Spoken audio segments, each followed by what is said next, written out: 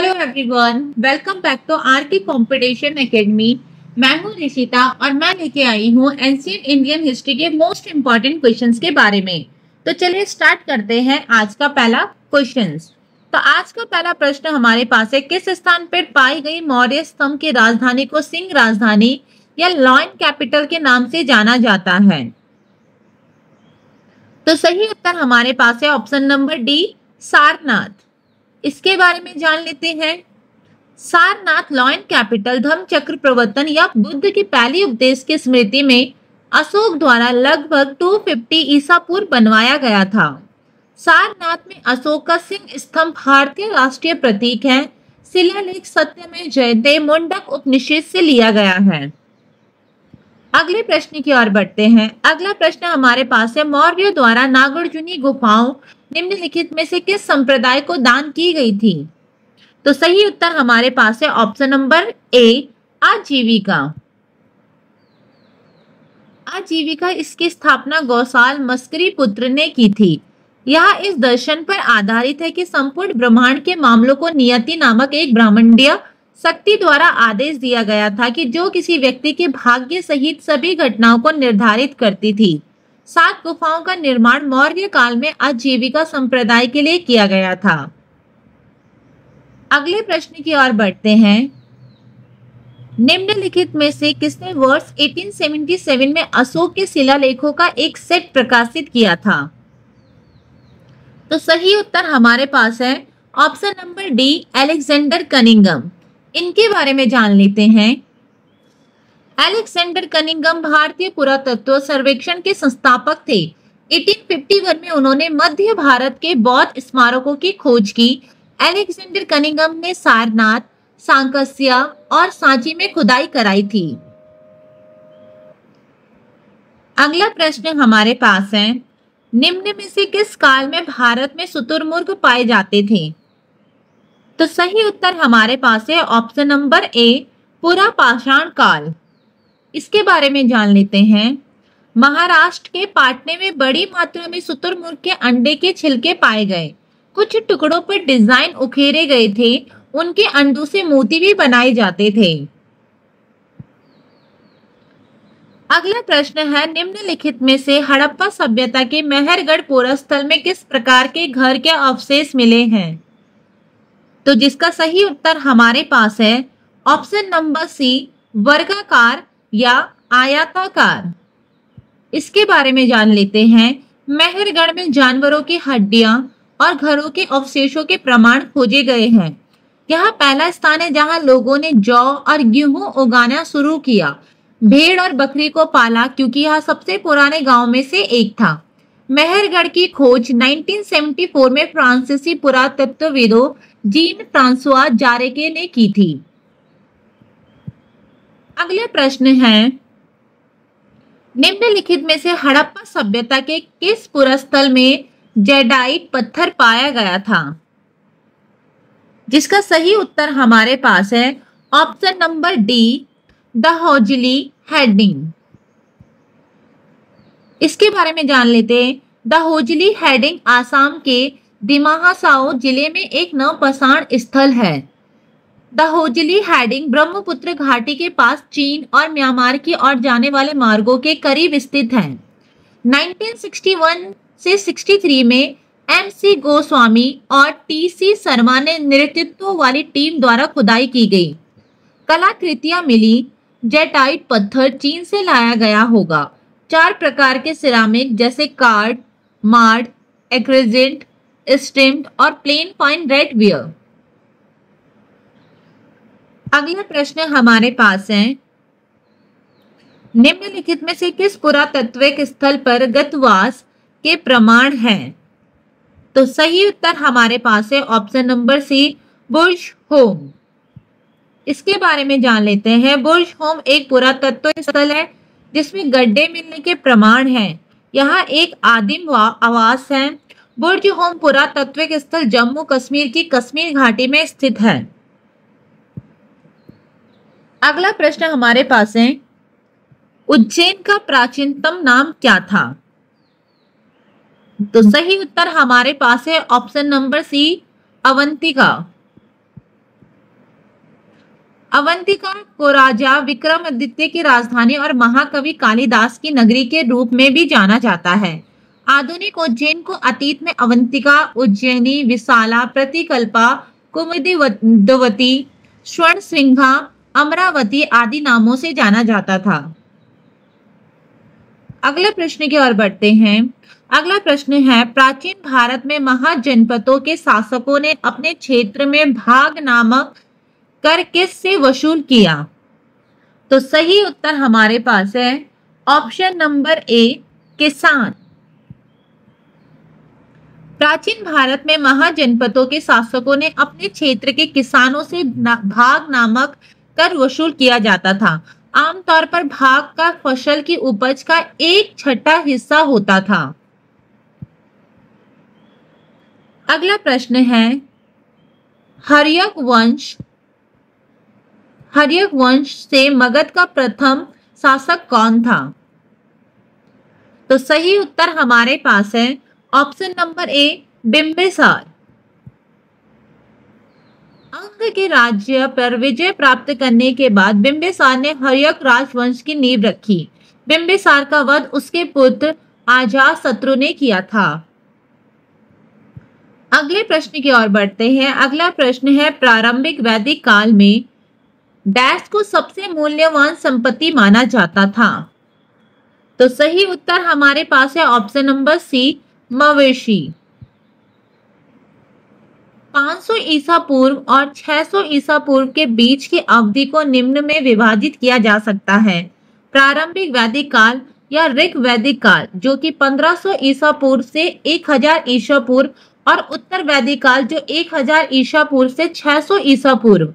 ऋग वैदिक काल के दौरान आर्य ज्यादातर सिंधु क्षेत्र तक ही सीमित थे। ऋग्वेद में सप्त सिंधु या 7 नदियों की भूमि का उल्लेख है। इसमें सिंधु और सरस्वती के साथ पंजाब की 5 नदियां झेलम, चेनाब, रावी, व्यास और सतलुज शामिल हैं। ऋग्वेद के लोगों के राजनीतिक, सामाजिक और सांस्कृतिक जीवन का पता ऋग्वेद के भजनों से लगाया जा सकता है। वेद शब्द विद धातु से बना है, इसका अर्थ है जानना। दूसरे शब्दों में वेद शब्द श्रेष्ठ ज्ञान का प्रतीक है। ऋग्वेदिक आर्य पशुपालक थे और उनका मुख्य व्यवसाय पशुपालन था। उनकी संपत्ति का अनुमान उनके मवेशियों के संदर्भ में लगाया गया था। जब वे स्थायी रूप से उत्तर भारत में बस गए तो उन्होंने कृषि का अभ्यास करना शुरू कर दिया। लोहे के ज्ञान और उपयोग से वे जंगलों को साफ करने और आधुनिक भूमि को खेती के अधीन लाने में सक्षम थे। अगले प्रश्न की ओर बढ़ते हैं। अगला प्रश्न है,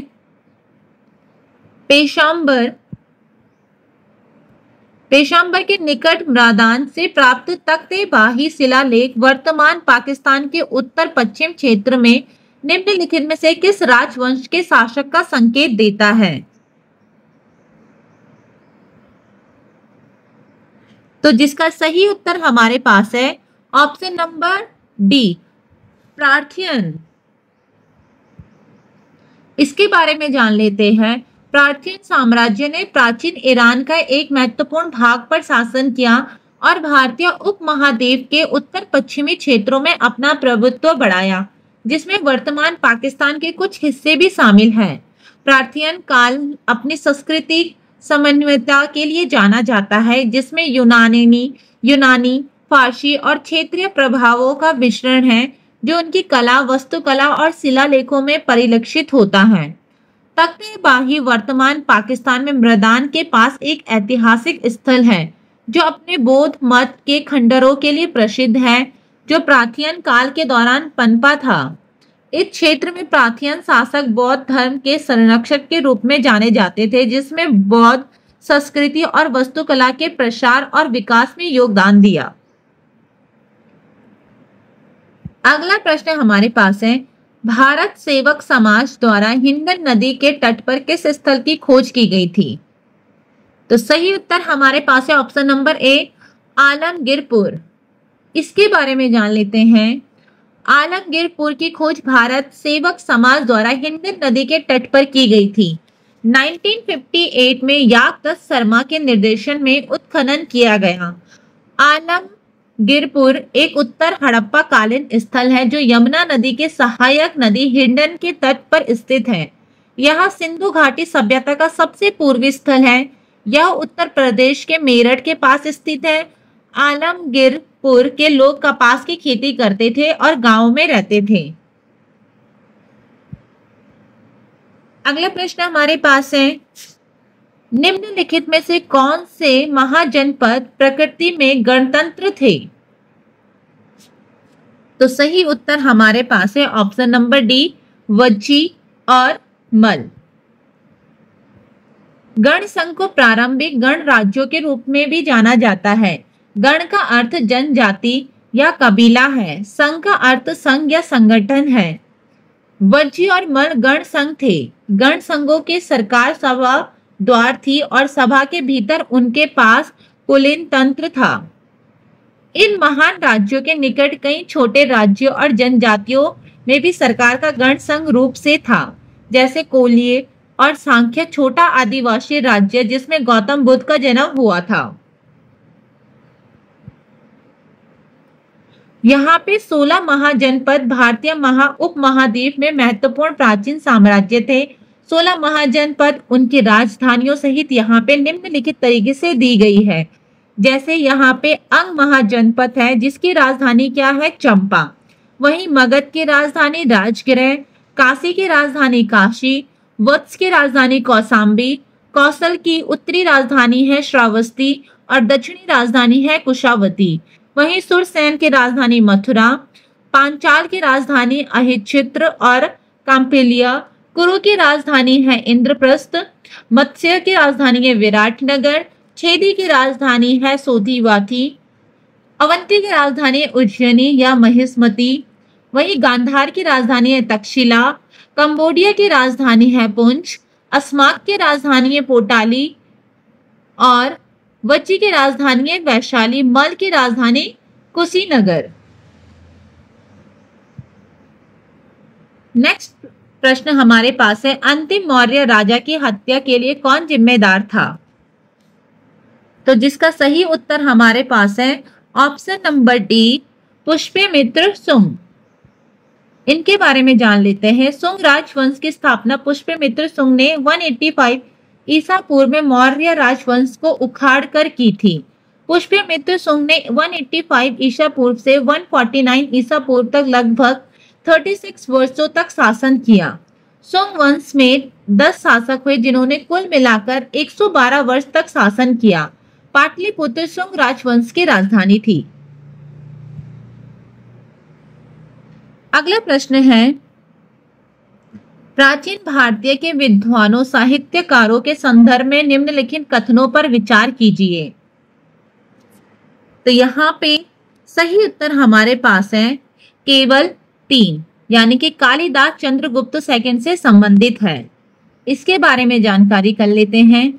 पाणिनि के बारे में जानते हैं कि उनका जन्म सिंधु नदी पर सालतुला में हुआ था, जो कि वर्तमान में पाकिस्तान में है। वह एक संस्कृत व्याकरणविद थे और उन्होंने ध्वनि शास्त्र, ध्वनि विज्ञान और आकृति विज्ञान और का व्यापक और वैज्ञानिक सिद्धांत दिया। उन्होंने संस्कृति की भाषा और साहित्य के संस्थापक माना जाता है।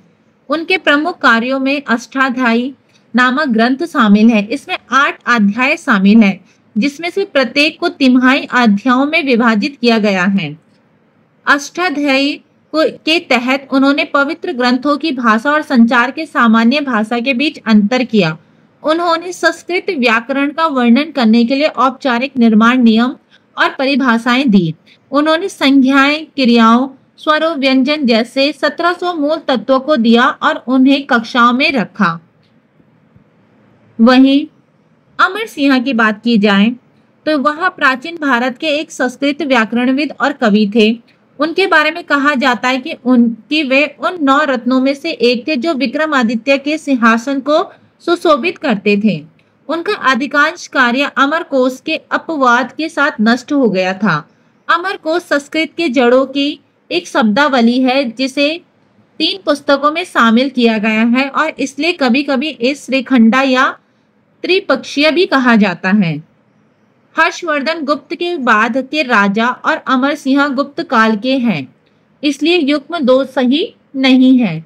वहीं तीसरे कालिदास जी की बात की जाए तो उन्होंने अक्सर प्राचीन भारत का सबसे बड़ा नाटक लिखने वाला और नाटककार माना जाता है। मालविका और अग्निमित्र, उर्वशी और शकुंतला उनके सबसे प्रसिद्ध नाटक हैं। उनकी कविता वेदों, रामायण, महाभारत और पुराणों पर आधारित थी। पारंपरिक विद्या के अनुसार कालिदास चंद्रगुप्त विक्रमादित्य चंद्रगुप्त द्वितीय के दरबार से संबंधित थे। हालांकि उनके जीवन की घटनाओं की तारीखें विवादित है, इसलिए युग्म नंबर 3 सही है। अगला प्रश्न हमारे पास है, भारत के इतिहास के संदर्भ में निम्नलिखित युग्मों पर विचार कीजिए। जहां पे हमारे पास प्रसिद्ध स्थल और उनके वर्तमान राज्यों के बारे में दिया गया है। तो इसका सही उत्तर हमारे पास है ऑप्शन नंबर ए, केवल 1 और 3। यानी कि यहाँ पे जो सही युग्म है वो है भिलसा, जिसके वर्तमान राज्य है मध्य प्रदेश। वहीं युग्म नंबर 3 हमारे पास है गिरिनगर, जिसकी वर्तमान राज्य है गुजरात। इनके बारे में जान लेते हैं। नीचे दी गई सारणी सुमेलित है। प्रसिद्ध स्थल हमारे पास यहाँ पे दिए गए हैं, जैसे भिलसा, जिसकी वर्तमान राज्य मध्य प्रदेश है। द्वार समुद्र, जिसकी वर्तमान राज्य कर्नाटक है। गिरिनगर, जिसकी वर्तमान राज्य गुजरात है। स्थानेश्वर, जिसकी वर्तमान राज्य हरियाणा है। अगले प्रश्न की ओर बढ़ते हैं। प्राचीन भारतीय गुप्त राजवंश के समय के संदर्भ में नगर घंटासाला, कंदूरा तथा चोल किस लिए विख्यात थे? तो जिसका सही उत्तर हमारे पास है ऑप्शन नंबर ए, विदेशी व्यापार करने वाले बंदरगाह। घंटासाला, कंदूर और चोल बंदरगाह के रूप में गुप्त वंश के दौरान ये कस्बे प्रसिद्ध बंदरगाह थे जो विदेशी व्यापार में महत्वपूर्ण भूमिका निभाते थे। चोल भारत के पश्चिमी तट पर एक प्रमुख बंदरगाह था जो रोमन साम्राज्य और अन्य क्षेत्रों के साथ व्यापार को संभव बनाता था। आंध्र क्षेत्र में कंदूर और घंटासला जैसे बंदरगाह समुद्री व्यापार में सक्रिय रूप से शामिल थे, जिससे क्षेत्र की आर्थिक समृद्धि में योगदान हुआ। इसीलिए सही उत्तर विदेशी व्यापार को संभालने वाले बंदरगाह है। उस समय के अन्य उल्लेखनीय बंदरगाह इस तरीके से घंटासला, कंदूर और चोल के अतिरिक्त अन्य महत्वपूर्ण प्राचीन बंदरगाहों में कावेरीपट्टनम और पांड्या क्षेत्र में टोंडी शामिल थे। विभिन्न क्षेत्रों के व्यापारी महाबलीपुरम, अरिकामेंडू, भरूच, कालीकट, लोथल, मुजिरिस और मुंपुहार जैसे समुद्री बंदरगाहों पर व्यापारिक गतिविधियों में लगे रहते थे। इसलिए सही विकल्प हमारे पास है ऑप्शन नंबर ए। अगले प्रश्न की ओर बढ़ते हैं।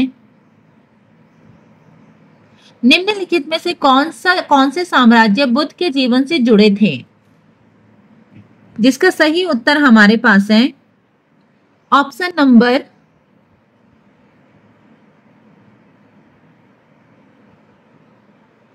सी, केवल 3 और 4।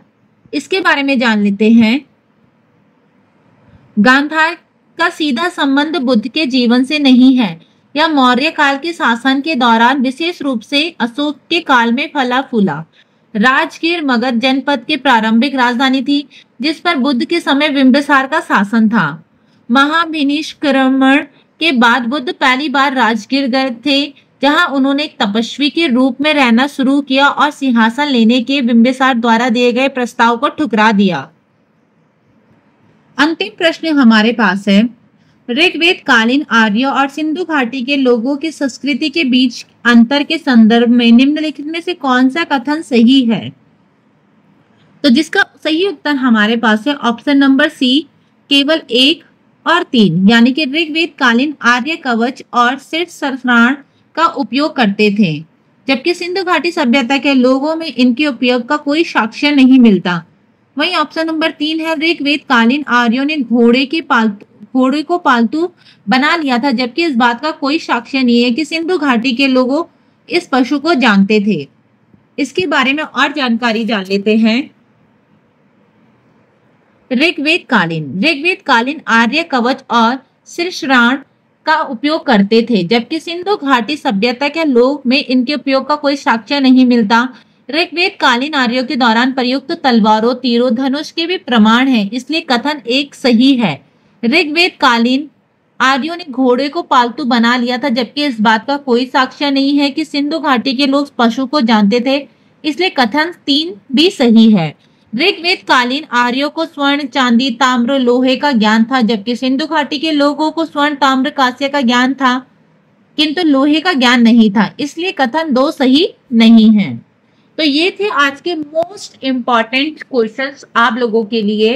अगर आप लोगों को ये वीडियो पसंद आई हो तो वीडियो को लाइक और चैनल को सब्सक्राइब करना ना भूलें, ताकि हम आपके लिए और भी इंपॉर्टेंट वीडियोस लेके आ सके। तो मिलते हैं नेक्स्ट वीडियो में, तब तक के लिए हैप्पी लर्निंग।